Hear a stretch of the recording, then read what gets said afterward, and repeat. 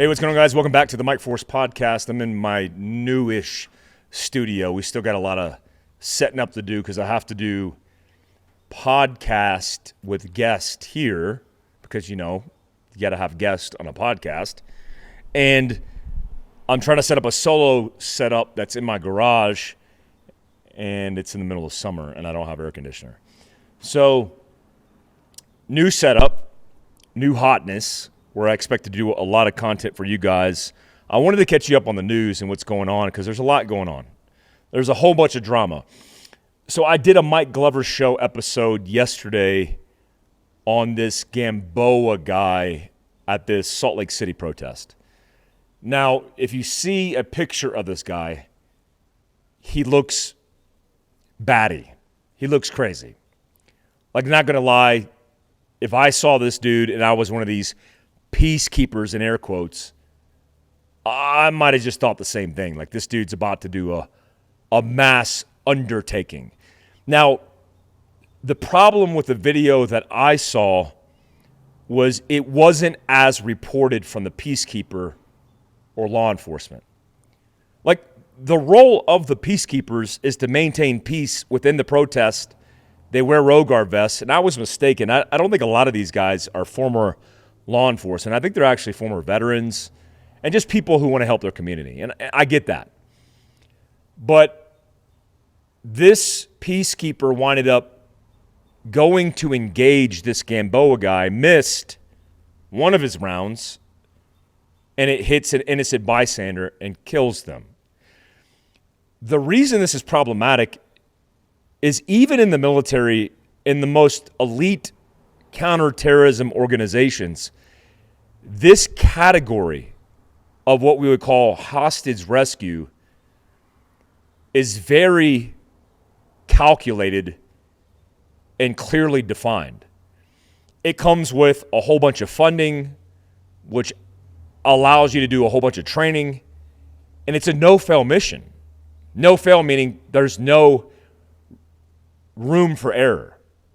I mean, you're rescuing hostages. You're engaging the bad guy standing next to the good guy. I know this for a fact. Law enforcement, including SWAT teams, don't invest a lot of energy into hostage rescue because it's 0.001% of what they do. Most of what they do is the high-risk raid. The high-risk warrant, serving a prior felon, cartel, gang, whatever the affiliation is, but it's not hostage rescue. I mean, there's not a lot of that going on, period. But you have to be prepared.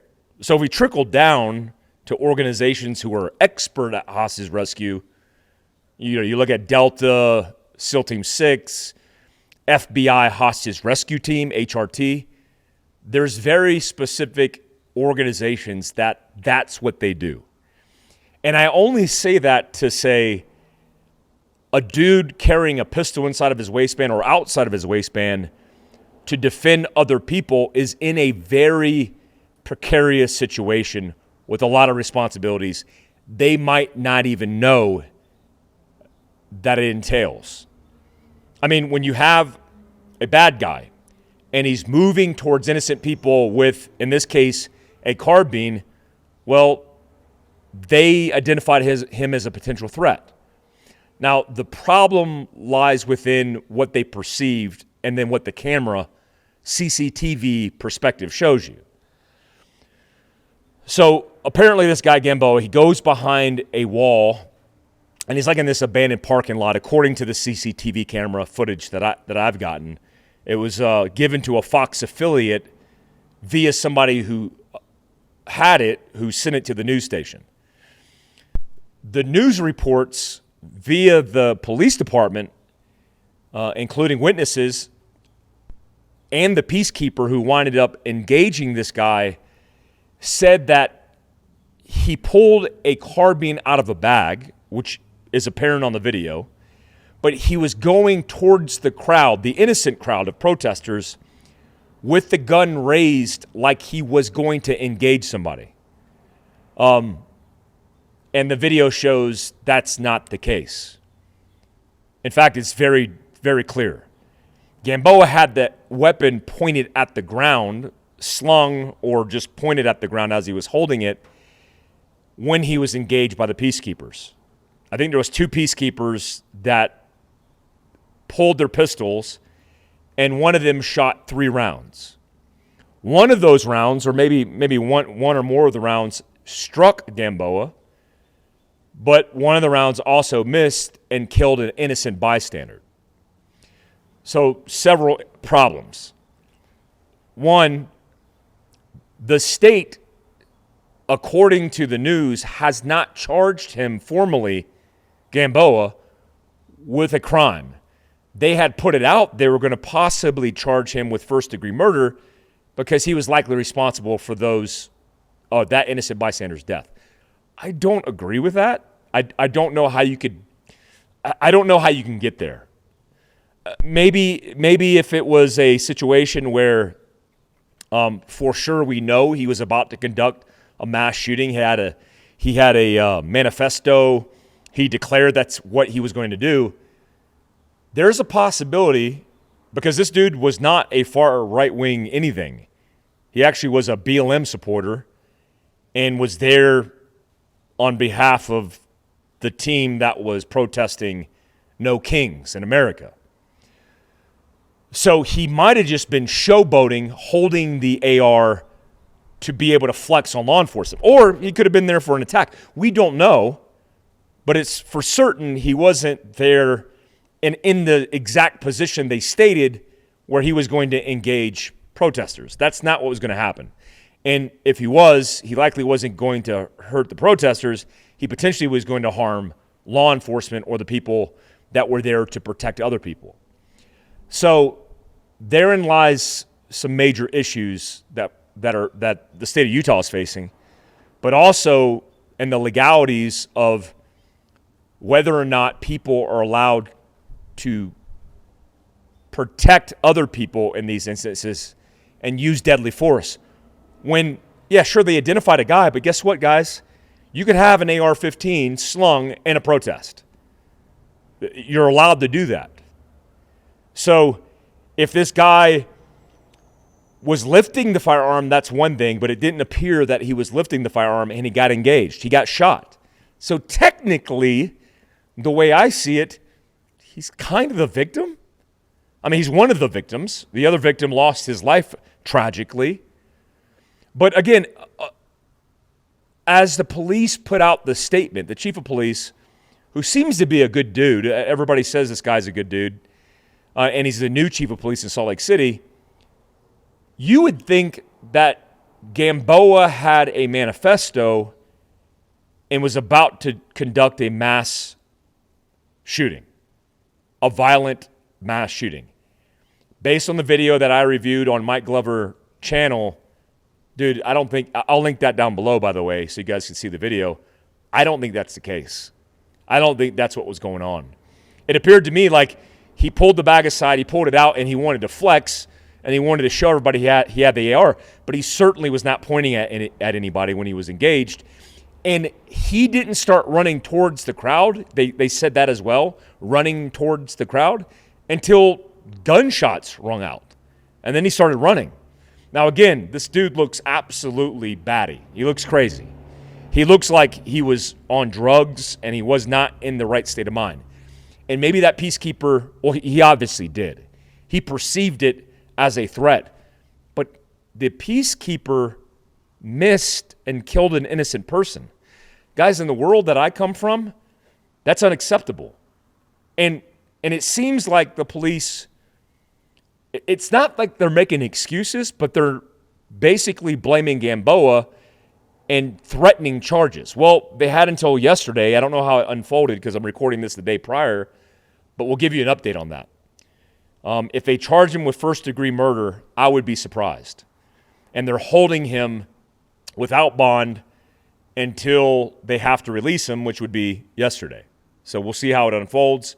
If you look it up, I'm sure there's information out there. But based on the video I saw, I don't think the state attorney can get away with charging this guy because it contradicts the entire statement of the police and of the peacekeeper that engaged him. And tragically, somebody died.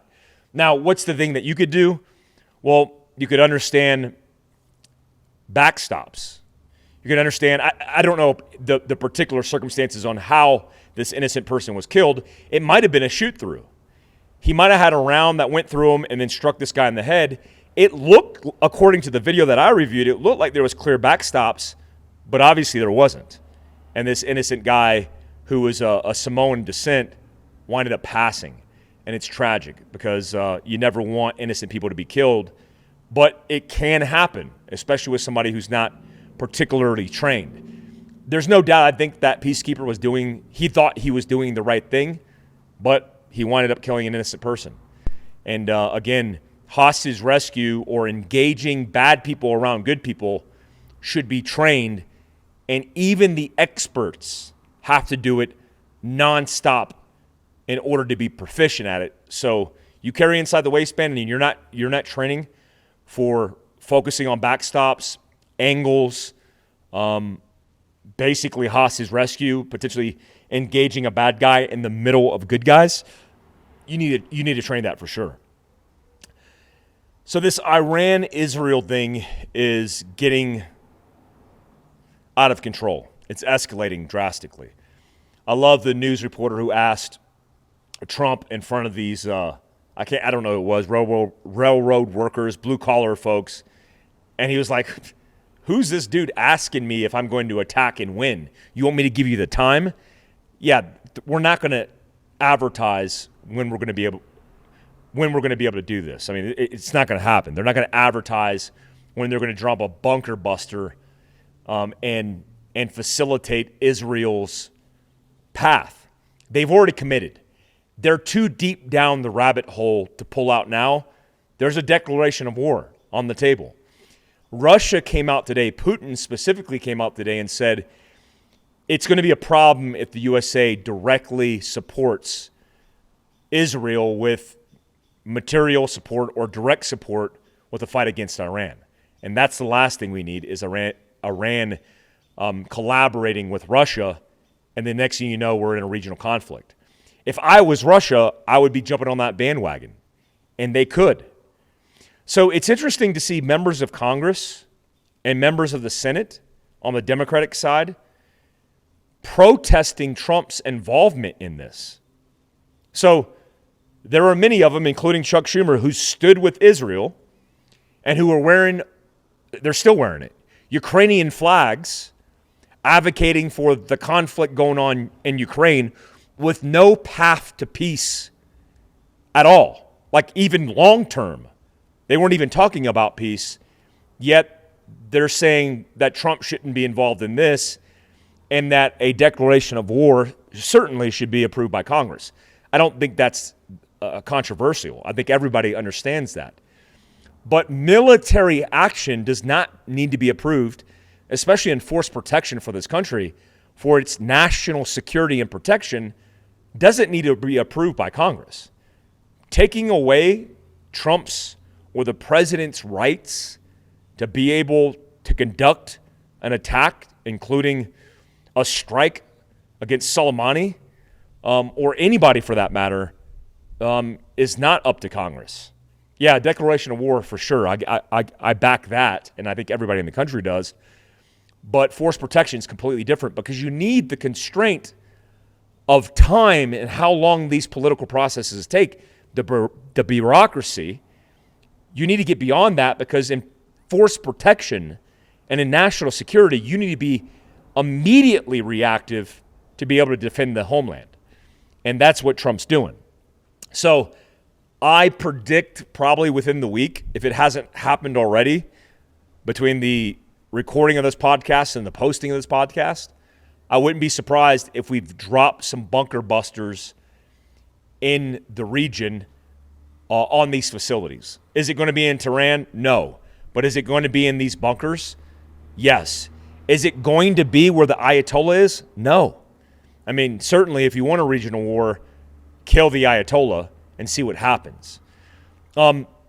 Israel has already killed the nuclear scientist, the chief of staff in charge of the entire military, the national security advisor to the Ayatollah, and the head, which would be the equivalent of the Joint Chief of Staff, the head of the entire military apparatus, they're all dead. In fact, the backup Chief of Staff is already dead. So they're killing the backups before they even likely get word that they're the backup. So it's a volatile situation and something that could propel us into a regional conflict, especially with the volatility of now Russia getting involved. And I'm surprised Kim's not involved already from North Korea. But it's a fragile situation, to say the least. Now, lastly, talking about these things that happened all over the country on the 14th of June, which was Trump's birthday, the 250th anniversary of the U.S. Army, we had this parade.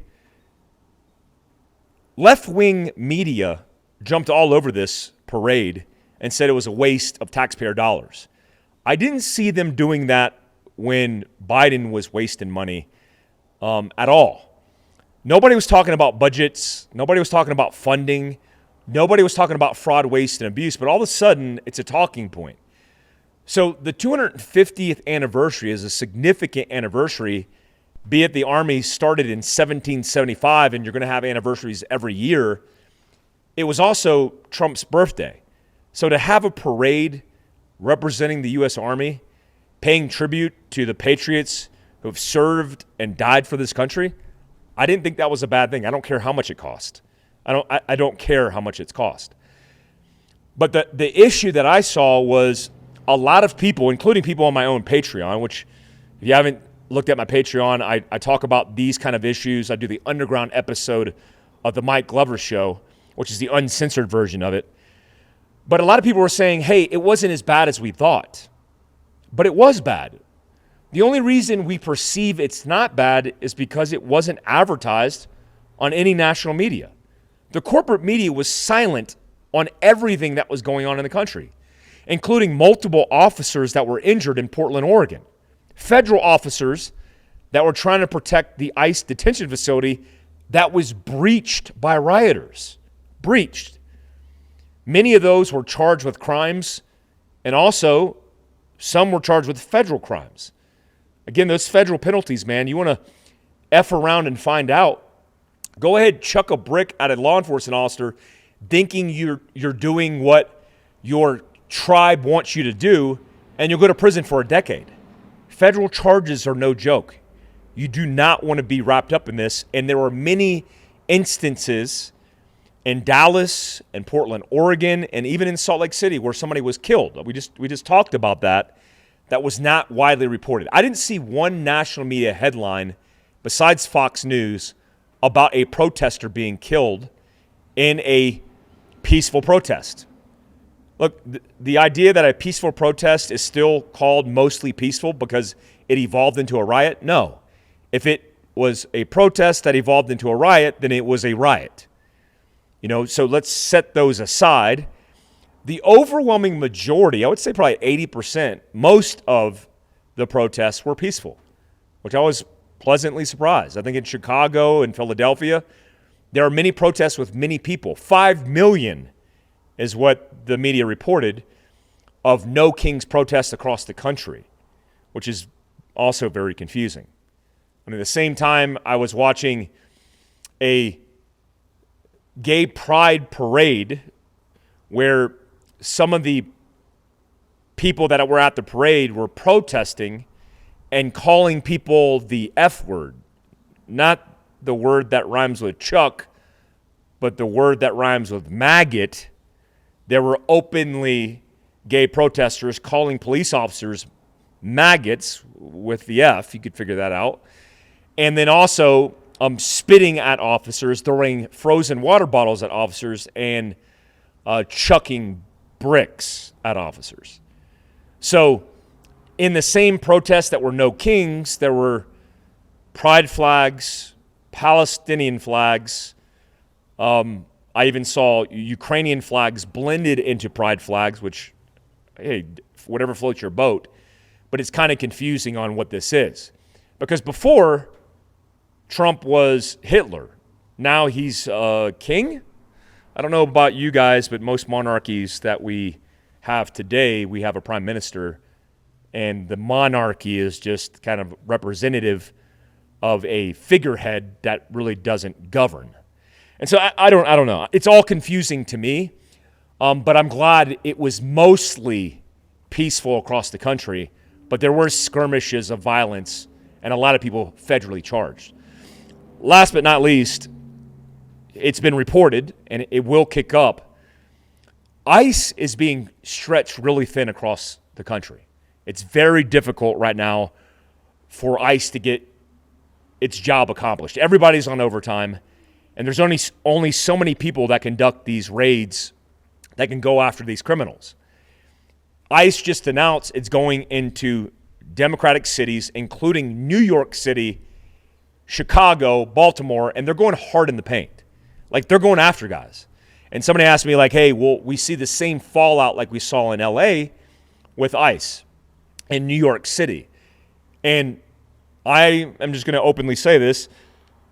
Eric Adams has come out as an advocate of this kind of governance and this following the letter of the law.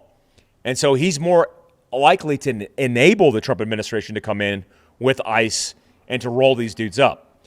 So putting it out on blast, every single place that is a sanctuary city is going to get some. And look, I don't know how I feel. It's been reeled back.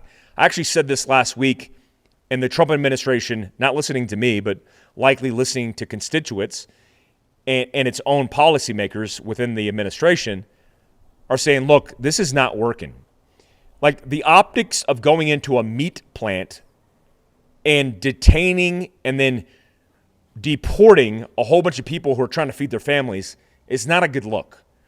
It actually has to do with the logistical train, including putting food on your plate. The agricultural industry has come out and said, hey, if you go after a large percentage of these illegals, which is 30, 40, 50% in some places of the workforce that is picking the almond, picking the avocados in these farms in the agriculture belts, especially in California, like in Yuma, Arizona, and California, you're going to disrupt the logistical train and the food supply in this country adversely. So they reeled back, and the Trump administration said hotels, restaurants, the food industry, they're not going to target these guys. And I was pretty disappointed. I think it was in Kansas when I saw, maybe Nebraska, where they went out and they went into this plant and started going after these illegals who are just trying to feed their family. And some people are on the side of the fence and they say, well, this isn't what I voted for. I don't want you to discriminate. I want you to go in, and anybody who's here illegally, I want you to go after them. I'm not in that bandwagon. It's not black and white to me.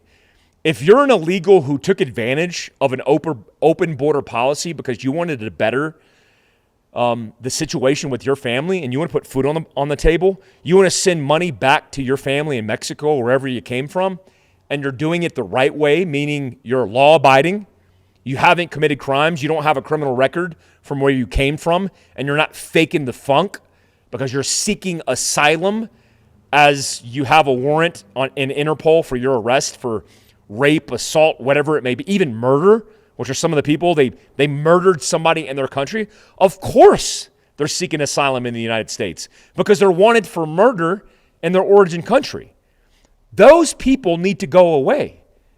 But if you're somebody who came into this country and you're like doing the right thing, you're registered, you're law-abiding, you're working to feed your family in a meat plant, you might even be paying taxes in this country, I don't know. I don't know how I feel about that.